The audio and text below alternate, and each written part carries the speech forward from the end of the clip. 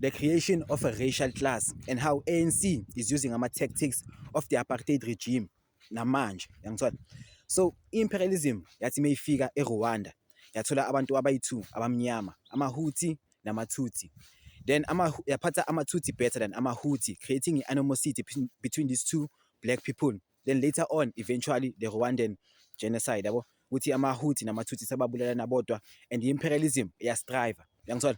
Same thing nala eSouth Africa. They introduced like a new labor, new Indian labor khona bazokwazi ukusebenza in the sugar canes yangithola. Mara not only because they needed labor, because they wanted to create a third class yangithola. Kuthi manje eSouth Africa black South Africans are treated poor than Indian South Africans yangithola, creating an animosity between these two races yangithola. And while thina we're fighting ama-Indians thina silwa sodwa over this lama resources lanka amancane, the white capitalistic system benefit from riding yangithola. So riding azange yaphelela back then yangithola. Manje ANC is doing or is using the same tactics yangithola, opening ama-borders khona i-migrant labor can come in the country, khona ama-locals can fight nama-foreigners over lama resources lanka, while the ANC regime, while the ANC government loots yangithola. Riding is a divide and conquer tactic.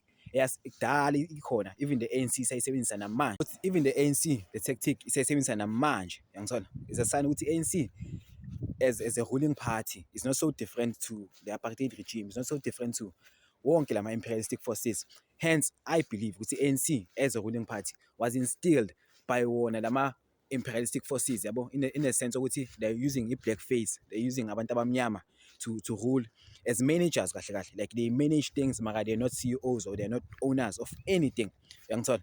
Mara wena, what do you think about riding? Do you believe ukuthi ANC njengoba isebenzisa lama-tactic lanka, is it imperialistic nayo by nature, or is vele as planned yangithola? And what do you think about wona lama-tactic lanka of divide and conquer, introducing a third race or introducing another class of people abazocompete nalaba abanye?